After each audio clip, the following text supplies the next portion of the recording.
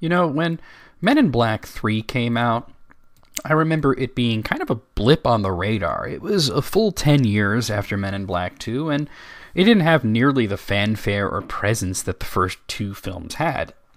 I wound up not seeing it at the time because I thought to myself, well, I really like the first two, more so the first one, but maybe it's just been too long.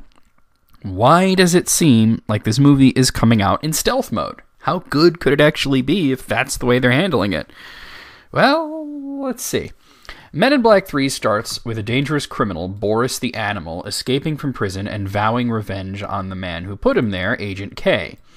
Agent K is grumpier than ever, possibly due to the fact that his mentor Zed has recently died, and his replacement as the head of MIB, Agent O, played by Emma Thompson, seems to have some sort of connection to K's past.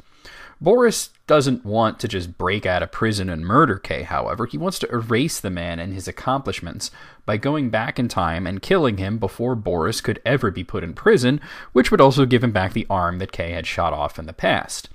Agent J is also going through a bit of a rough patch. He feels alone and alienated. This is a theme that continues from the second film, only this time it's his own partner that he feels alienated from. They've been working together for 14 years, and somehow he knows almost nothing about K and doesn't feel close to the man. Anyway, Boris succeeds in killing K in the past, which changes the timeline. J is the only one that remembers the original timeline, and after convincing his superiors that time travel shenanigans has happened, he seeks a way to travel back a little bit further in time and kill Boris before he could kill K. This is made especially important since, with K never having lived to his full potential, one of his crowning achievements, a defense system for the Earth, is no longer in effect, which leads the way for a full-scale invasion from Boris's race. Now, time travel is one of those things that the more you think about it, the less sense it makes. For example, let's say Jay's plan works flawlessly and he just goes back to 1969 and dusts Boris before his encounter with K. So Boris would be dead instead of sitting in prison, right? That means that he couldn't have gone back in time and changed the timeline, which was the whole reason that Jay goes back in time. So if he kills Boris before all this happens, Jay would not have gone back in time to kill Boris before it happens because he'd have no reason to. Now, this is not a criticism of the movie. I'm merely making a point. Time travel plots make about as much sense as you want them to. And Jay even actually brings attention to this by pointing out how ridiculous the concept of time travel even is. So the more you think about it, the more you unravel its logic, the less sense it's going to make. So to make a movie about time travel actually work, you have to effectively distract the viewer from all these holes in the logic. This brings me to the meat of Men in Black 3, which is how the movie accomplishes this goal.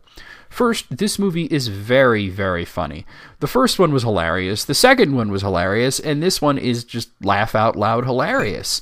Maybe it's because Will Smith is now well-seasoned, but his entire shtick comes off less as riffing and ad-lib this time around, and it seems more like he went in just knowing exactly what he was going to say and just nails it, almost as if he rewrote the script on the fly. Tommy Lee Jones is as curmudgeon-y as ever, but once Jay goes back in time to the 60s, he's replaced by his younger self, who's played expertly by Josh Brolin. Now, Brolin does a fantastic job of being the younger Kay, but he also gives us a hint at the heart and warmth of the character that Kay normally doesn't have, which leads to Jay constantly asking, "Man, what happened to you?" To which Kay rightfully replies, "I don't know. It hasn't happened yet." Brolin has great chemistry with Will Smith, as well as Alice Eve, who plays a younger version of O. Also excellent is the villain, who is easily the most interesting and most menacing of the three villains from this series, though he isn't as uproariously funny and quotable as, Vincent D'onofrio is the Bug from the first movie. He's an appropriately cool presence. My favorite scene of his involves him getting into an argument with his younger, more arrogant self.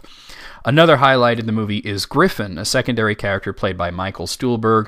He's an alien with the ability to see all possible outcomes of everything, and he guides Jay and Kay towards the solution to this mess while giving us a lot of humor and heart, and that is really the crux of this entire film. Men in Black 3 might be the best one of the lot. It's as funny as the original, but it has a better and more fleshed out plot, it has more imaginative visuals, a broader cast, and some real heart and emotion, something that both previous films tried to do. The first one did it very clunky. The second one did it ham-fistedly, but the third time might be the charm in a lot of ways. It's every bit as good as the first one. It might even be better. And I seriously wonder why this movie wasn't more of a big deal. Maybe the distributors of Men in Black 3 felt that the Men in Black franchise was a relic from the 90s that has no place in today's cinema landscape, but they're clearly wrong. I mean, this movie just proved them wrong. And now I have much higher hopes for the upcoming spin-off movie, Men in Black International. But for now, I'm going to give this one a 9 out of 10. It's just that good.